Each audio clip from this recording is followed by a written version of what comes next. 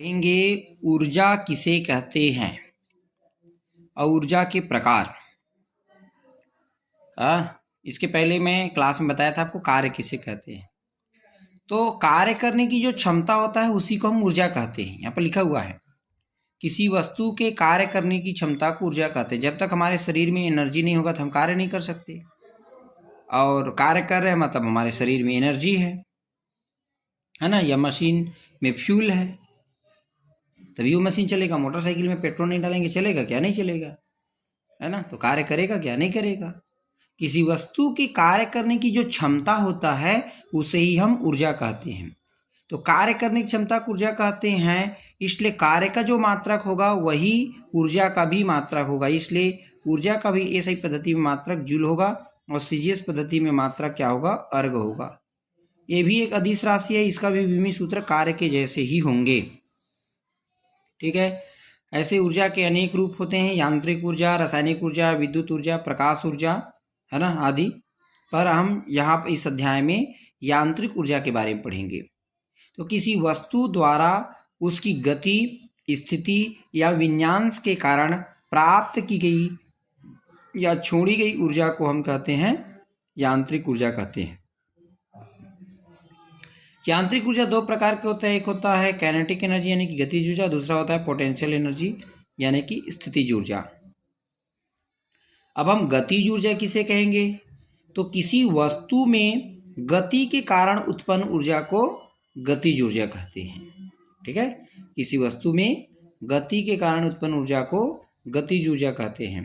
आप लोग देखे होंगे जब नदी में बाढ़ आता है तो बाढ़ का जो पानी है वो बड़े से बड़े लकड़ी के जो लट्ठे होते हैं उसको बहा के ले आ जाता है, या बड़ा से बड़ा देखते हो जब बाढ़ आता है तो बिल्डिंग को बहा जाता है ना।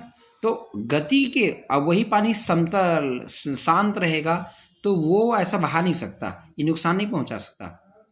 तेज आंधी तूफान चलता देखे होंगे, बड़े बड़े पेड़ उखड़ जाता है, तो ये है गति का प्रभाव, गतिज ऊर्जा का प्रभाव है कि गतिज ऊर्जा के कारण, है ना, वस्तु में ऐसा खिंचाव आकर के उखड़ता है। ठीक है। तो किसी वस्तु में गति के कारण उत्पन्न ऊर्जा को हम कहते हैं गतिज ऊर्जा। गतिज ऊर्जा का हम व्यंजक देखते हैं कि गतिज ऊर्जा का व्यंजक कैसे निकालेंगे। तो माना कि m द्रव्यमान की कोई वस्तु v वेग से गतिशील है, v वेग से गति कर रहा है, तो उस पर जैसे हम बल F आरोपित किया जाता है जिससे उसमें मंदन यानी कि ऋणात्मक त्वरण A उत्पन्न हो जाता है, जिससे वह वस्तु d दूरी तय करके रुक जाती है। ठीक है। जैसे हम मोटरसाइकिल चला रहे हैं, m द्रव्यमान का मोटरसाइकिल है, 60 की स्पीड से चल रहा है। अब थोड़ी दूर जाने के बाद हम ब्रेक मार देते हैं, बल लगाना मतलब ब्रेक लगाना, तो ब्रेक लगाएंगे तो आपका गाड़ी रुक जाएगा। तो कितना दूरी चल के रुक गया, है ना, तो डी दूरी चल करके रुक गया, वही है यहाँ पर लिखा हुआ है। अतः वस्तु द्वारा विरामावस्था तक आने में किया गया कार्य, और कार्य बराबर पहले मैं कल सूत्र बता चुका हूँ, कार्य बराबर क्या होता है? बल गुणा विस्थापन। इसलिए W बराबर बल गुणा बल की दिशा में विस्थापन, बल का A विस्थापन का D, तो W इक्वल टू FD। परंतु गति के द्वितीय नियम के अनुसार क्या होता है? बल बराबर द्रव्यमान गुणा त्वरण, द्रव्यमान का M त्वरण का A।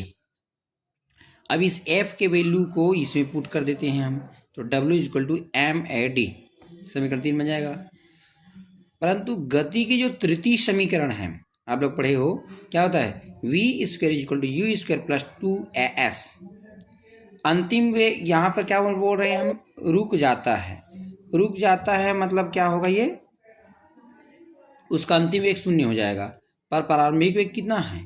u के जगह प्रारंभिक वेग कितना बताएं यहाँ पर? v, तो u के जगह हम आप v लिखिएगा।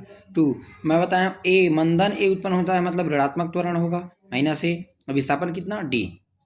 इस तरह से ट्रांसफर पक्षांतर कर देंगे तो ये v स्क्वायर इक्वल टू क्या आ जाएगा? 2AD, यानी कि AD बराबर क्या होगा? V square by 2। तो ये AD के मान को समीकरण नंबर 3 में रखना है। तो W equal to M V square by 2, इसको थोड़ा से अरेंज करके लिख देंगे जमा करके, तो W equal to 1/2 M V square. आपको मालूम है कि जो कार्य करते हैं वही ऊर्जा के रूप में संचित होता है ना, वही ऊर्जा में कन्वर्ट होता है। अतः जो कार्य का सूत्र होगा वही आपका गतिज ऊर्जा का सूत्र होंगे। तो K equal to 1/2 mv square. तो ये है आपका गतिज ऊर्जा का सूत्र। ओके बच्चों।